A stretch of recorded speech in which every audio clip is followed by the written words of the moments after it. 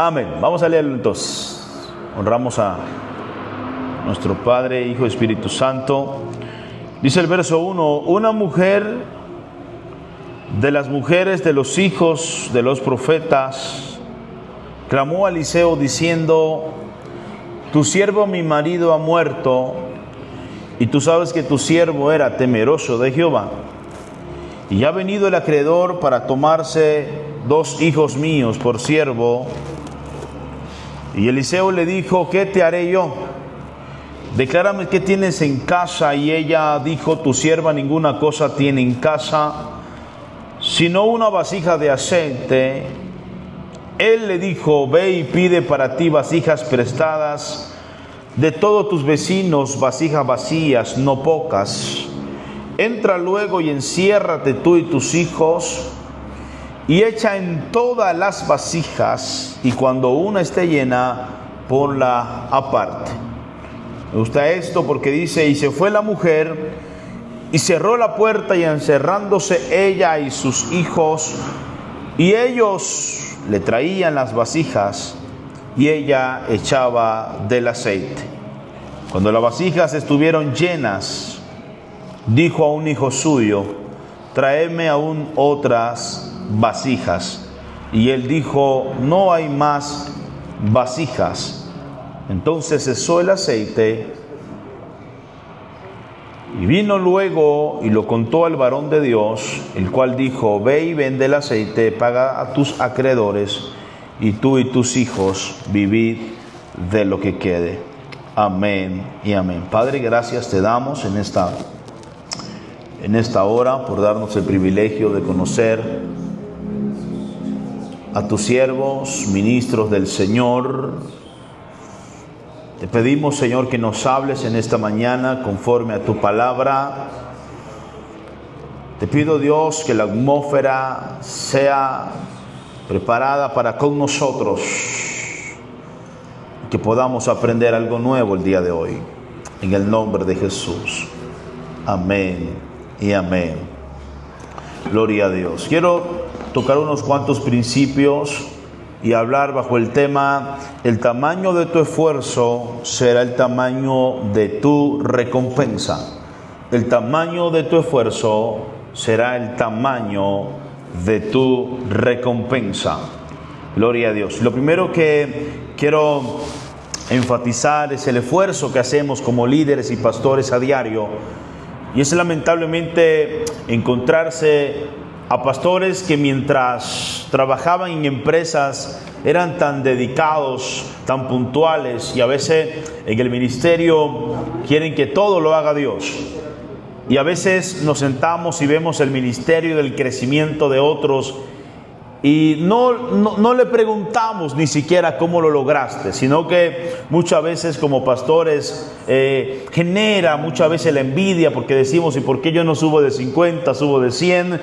Pero hay personas en la vida y hay pastores que han descubierto el éxito, y muchas veces a través de la oración, es a través de la búsqueda, pero también del esfuerzo. Sin esfuerzo jamás Dios va a trabajar con gente perezosa. Jamás Dios va a trabajar con gente que no se esfuerza. Siempre cuando vemos a un Moisés exhortando a Josué, es diciéndole: Josué, tienes ministerio, tienes llamado, tienes dones, pero esfuérzate y sé valiente. O sea, no solamente es decir tengo el llamado pastoral, sino decir también quiero esforzarme a dar lo mejor de mí. Y a mí me impresiona cómo es que una mujer le dice al profeta: mi marido ha muerto, pero mi marido era temeroso de Jehová. ¿Usted cree que si nos acercamos a las esposas de los pastores hoy en día y le preguntamos: ¿qué tal tu esposo? ¿Usted cree que habrán algunas esposas que digan: mi esposo es temeroso de Jehová? Hay esposas que van a decir que no. ¿Por qué? Porque lamentablemente vemos pastores que le dedicamos el mundo y nuestra vida al ministerio, pero lamentablemente en la área familiar decademos. Y hace poco me sentaba y analizaba, porque me atacó una enfermedad en mi cuerpo. Escuchen esto, por favor. Me atacaba una enfermedad en mi cuerpo y me vi al borde de la muerte. ¿Por qué? Porque la agenda estaba llena de lunes a lunes, mañana, tarde y noche. Y de repente empezó el Espíritu de Dios a ministrarme y decirme: hijo, entiende algo. Si tú te mueres por esforzarse tanto en pastorear y no dedicarle a tu familia, el día que tú te mueras, mañana los miembros tienen otro pastor. Te van a llorar un día, pero mañana ellos dicen: se murió Carlos y mañana tengo a Pastor José. Pero tus hijos mañana no van a decir: se me murió Carlos y mañana tengo a José como papá. Entonces yo entendí que el esfuerzo que hacemos también tiene que ser administrados al favor de nuestra familia, porque familias sanas serán iglesias sanas. Si usted se pregunta, usted le pregunta a los hijos de pastores: hijos, ¿ustedes quieren ser pastores? Muchos van a decir: yo no quiero ser pastor porque mi papá nunca me dedicó el tiempo que yo quería. ¿Por qué? Porque nos esforzamos a todos, menos a formar el legado que Dios también nos está diciendo en casa. Entonces me impacta cómo la mujer, sabiendo que el esposo la dejó en deuda, la dejó bajo una esclavitud en casa, la dejó tocando fondo, porque si había deuda es que a lo mejor ni siquiera tenía para comer, y todavía la mujer tiene la honra de decir: mi esposo era temeroso de Jehová. Qué lindo saber que en casa tenemos ayuda idónea y no ayuda demonia. Ay, ay, ay, ay, ay. Dios mío, se fueron los amenes. Qué lindo, hermano, tener una ayuda, tener un soporte donde inclinarnos en momentos de dificultades. Por eso no solamente es el ministerio, sino también ser esposa, ser columna a la par del esposo, ¿verdad? Y viceversa, el esposo también a la par de la esposa. Pero tenemos que entender algo, pastores y ministros que estamos aquí: por más que Dios nos use, por más que los muertos resuciten, por más que la unción de Dios venga a nuestras vidas, no somos eternos. Este profeta a lo mejor agarró una deuda y él dijo: no pasa nada, me tiro par de giras por Estados Unidos, me tiro aquí, llego, pago la deuda y resuelvo este asunto. Pero llegó la muerte. Llegó la muerte, le tocó la casa. ¿Y quién le dejó el problema? A la esposa, a los hijos. ¿Por qué? Porque muchas veces tomamos decisiones, y esto se lo digo desde el corazón, muchas veces tomamos decisiones sin consultarles a ellas, y después ellas son las que terminan pagando los platos. Y después: ay, mami, perdóname, ayúdame a resolver. Entonces el hombre tomó una deuda, pensando que como a lo mejor era profeta, dijo: no te preocupes, que yo lo voy a pagar. Y de repente la mujer entonces no solamente se le muere el esposo, sino que ahora viene el dueño del dinero a decir: dame los hijos. Entonces vemos a una mujer en depresión, en ansiedad, de deuda, pues acaba de perder el esposo y ahora se van a llevar los hijos. ¿Cómo es que una decisión puede arruinarte la vida entera? Y a lo mejor tú dices: a mí no me está afectando, pero sí a tu círculo, sí a los que te aman, sí a los que te quieren, sí a los que están a tu lado. Por eso las decisiones que tomamos en el ayer, eso es lo que hoy abrazamos. Y lo que las decisiones que hoy tomemos es lo que mañana vamos a abrazar. Por eso, como pastores, entendamos que detrás de nosotros va nuestra familia, va el ministerio, van los proyectos, y cuando nosotros tomamos una decisión, todo es afectado a nuestro alrededor. Dice que había un paralítico que duró 38 años. Y cuando Jesús le dice: ¿quiere ser sano?, le dice: yo no tengo quien me meta. Durante 38 años nunca tomó la decisión de buscar un amigo que le dijera: yo te voy a ayudar a meter ahí. Entonces, ¿cómo es que durante 38 años en su ministerio nunca encontró un amigo? Y si hay algo que nosotros los pastores carecemos, es de amigos. La iglesia puede estar llena, pero en momentos de dificultad son pocos los que aparecen. Por eso, cuando usted entienda que tiene un amigo, que tiene un pastor amigo, valórelo, porque amigos quedan pocos. Hay amigos que están con nosotros, pastores, cuando todo nos va bien, porque lo he vivido. Llevo 4 años como pastor apenas. Y en 4 años siento que estoy en mi tiempo de formación. Aunque llevaba ya más años en el ministerio evangelístico. Pero entiendo que hay personas que se nos rodean cuando todo va bien. El día que te empieza a ir mal y que empieza a enfermarte uno de tus hijos, que la iglesia empieza a caer en disturbio, dice, ya yo no quiero estar contigo. Porque son amigos de lo que ellos les interesaba que nosotros le pudiésemos generar o dar. Y hay otros miembros que me ha tocado cuando las cosas van mal, apóstol. Cuando iba en mi motico vieja, ese es mi pastor, y ahí va. Pero el día que Dios tocó un empresario y me sembró un carro del año, no, ya está mal esto. Ya se nos arruinó el pastor. Pero estamos orando para que Dios nos bendiga, para que Dios nos use, para que Dios nos prospere. Y el día que empiece a ir bien, entonces se arruinó el asunto. No es que se arruinó, es que Dios está viendo la necesidad. Y conforme a la necesidad va añadiendo lo que necesitas. Entonces yo en la moto buscaba uno, buscaba otro. Yo llegué solo en este país con mi esposa, no había nada. Ya una moto para mí era una honra, yo estaba bien. Pero Dios se dio cuenta que no entrábamos ya cuando nació un hijo, cuando nació el otro, y le plació honrarnos. Y de repente viene, no, ya nos vamos de aquí porque el pastor se compró ese carro con mi diezmo, porque esto, porque el otro. Gente, hermano, que se va cuando nos empieza a ir bien. Pero qué lindo es ser temeroso de Dios y reconocer que Dios honra a los que le honran. Esta mujer reconoció que su esposo era un hombre de Dios. Pero de repente le llega el profeta y le dice, tengo una deuda. Y el profeta le pregunta, le dice, ¿qué tienes en casa? A mí me encanta esto, a mí me encanta y se los quiero regalar. Dios nunca va a demandar de ti lo que Él primero no te dio. Se lo voy a repetir, Dios nunca va a demandar de ti lo que Él primero no te dio. Cuando Él te demanda algo, cuando Él te pide algo, es porque ya Él sabe que Él te lo dio. Entonces nunca digamos, no puedo, o voy a esperar que las cosas sucedan. No, usa lo que hay en tu mano. Moisés un día frente al mar rojo, Señor, ¿qué hago? Usa lo que ya te di. Entonces, como pastores y como líderes, a veces le pedimos a Dios, dame más, pero ni siquiera estamos usando lo que ya tenemos.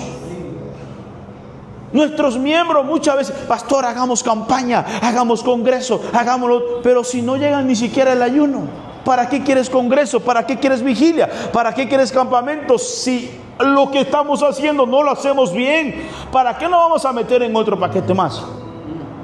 Perfecciona lo que haces y entonces luego ve al otro nivel. Entonces el profeta le pregunta, ¿qué tienes en casa? O sea, no me mandes a pedir lo que no tienes afuera. Y es ahí. La mujer le dice, tu sierva ninguna cosa tiene en casa. Porque realmente no era dueño de nada lo que había dentro, ni siquiera de su casa. Porque la casa era de sus hijos. Por eso el acreedor, a quitarle los hijos, le quitaba la casa. Entonces la mujer quedaba viuda, quedaba sin hijos y quedaba sin casa. Y de repente la mujer se acuerda y dice, solo algo me dejó mi esposo a mí. Yo no tengo más nada, solo me dejó una vasija con aceite. Y entonces, ¿qué hace el profeta? Ok, ¿tienes una vasija? Mira este principio, busca vasijas. O sea, multiplica lo que ya tienes.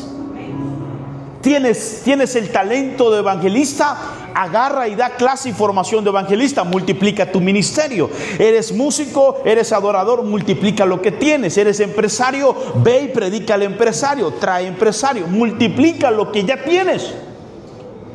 Dios nunca le mandó a pedir a la mujer, ve a buscar ahí otra cosa a ver qué encuentras. No, tienes vasija, busca vasijas. Qué lindo es que Dios primero va a ver lo que sabes hacer y después entonces lo multiplica. Ahora, yo he visto, no sé ustedes, pero yo en mi ministerio he visto que ha llegado gente endeudada y Dios toca empresarios, toma el cheque, paga su deuda. Pero a esta mujer no la hizo Dios así. En algunos Dios le soluciona el problema así, pero hay otros que lo pone a pagar el precio. Y de las dos maneras Dios sigue siendo bueno. Amén, amén. Algunos Dios los pone a pastorear de cero. Mi persona abrió una iglesia donde había puro lodo. Hay otros que Dios los bendice con la iglesia hecha. Cada quien Dios es bueno. Amén, amén, amén. Entonces el profeta le dice a la mujer: quiero que vayas a tus vecinos, porque hablaste de tu esposo que era muy temeroso, pero tú eres temerosa. ¿Cómo estás con tus vecinos? ¿Estás bien? ¿Tu testimonio está bien? Porque si la vecina un día antes,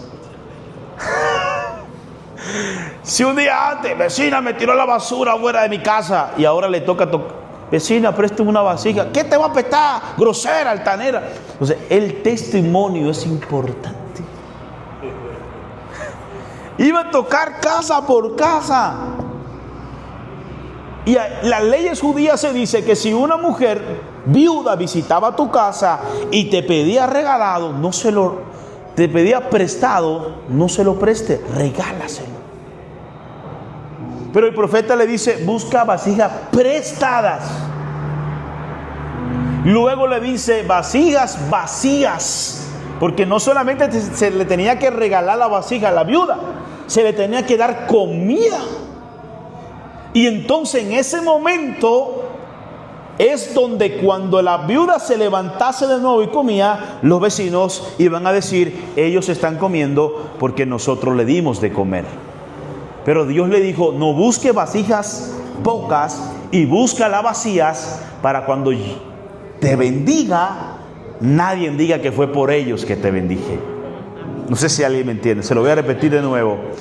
Dios le dice: no busques pocas y búscalas vacías, para cuando la bendición llegue, ninguno de tus vecinos diga: el pastor está bendecido porque yo le di, el hermano está bendecido porque yo le di. No, es Dios el que nos sostiene. Amén. Es Dios el que mantiene el ministerio. Y si Dios te dio tus hijos, te dio la casa, te dio la empresa, Él lo va a cuidar, porque Él fue el que te lo dio. La mujer, los hijos se los dio Dios. Entonces, ¿qué estaba experimentando la mujer? Un cuidado del cielo sobre ella. Porque muchas veces decimos, no, yo dependo de mi esposo, yo dependo del cheque mensual, pero ¿qué pasa si todo eso falla? Dios sigue siendo Dios. ¿Sí o no? Si todo eso falla, Dios sigue siendo Dios. Por eso la mujer, el esposo le falló, pero Dios nunca le falló. Ahora, la mujer no se quedó ahogada con su deuda. La mujer dijo: yo vi que mi esposo clamaba a Dios, Dios respondía. ¿Cómo yo me voy a quedar ahogada en esta deuda? Déjame yo clamar al mismo Dios de mi esposo. Y entonces dice la Biblia que el profeta le dijo: busca vacías, no pocas. Escuche esto, por favor. Si yo de repente, el Señor me dice: busca vasijas y yo te la lleno. ¿Cómo se llama usted, amado? Alfredo. Si yo le digo al hermano Alfredo: te voy a llenar los tanques de gasolina de los carros que tú traigas. Y de repente dice el hermano: yo voy a buscar solo 2 carros. Trajo los carros. Yo le llené 2 carros porque mi compromiso era llenarlo. El compromiso de él era buscarlos. Entonces, muchas veces, pastores, en nuestra vida y líderes, ya la palabra fue dada. Ya la palabra fue profetizada. Ahora, ¿de quién les corresponde el crecimiento de esa palabra? De nosotros. Ya la palabra está dada a la iglesia. Estaré con ustedes. Tienen mi respaldo. Pongan la mano sobre enfermos. Liberten a los cautivos. Denle buenas nuevas a la gente. Pero ahora, ¿de quién depende el resto? De nosotros. Porque ya la palabra fue dada. Amén, amén, amén. Ya la mujer recibió la palabra. Si la mujer, a lo mejor viuda, sale y dice: wow, hay como mucho sol, vamos yo a visitar 3 vecinos nada más. Y de repente regresa a la casa, vende el aceite, no le alcanza para pagar la deuda, sigue con el mismo problema por la flojera. Hay gente que lleva años dando vuelta en el mismo sitio por la bendita flojera. Porque no buscan a Dios, porque no salen de su zona de confort, porque hay que estar empujándola todo el tiempo a orar, a buscar. O sea, el otro día se me ocurre y termina el culto y le digo a la iglesia: hay martes, jueves a las 7 y domingo a las 11.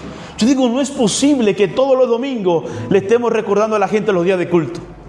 Hay culto los martes, hermanos, hay culto los domingos. Ya lo saben, pero hay que estar recordándole. Hay que estar buscándole. Hay gente que hay que estar empujándolas. Entonces la viuda dijo: si este profeta me dio la palabra, yo voy a hacer mi parte, porque el tamaño de mi esfuerzo será el tamaño de mi recompensa. Yo no voy a ver recompensa si no hay esfuerzo. Entonces, no esperemos recompensa de Dios si no nos esforzamos como otros se están esforzando. Amén, iglesia. Amén. Y entonces aquí viene lo hermoso, y quiero terminar con esto.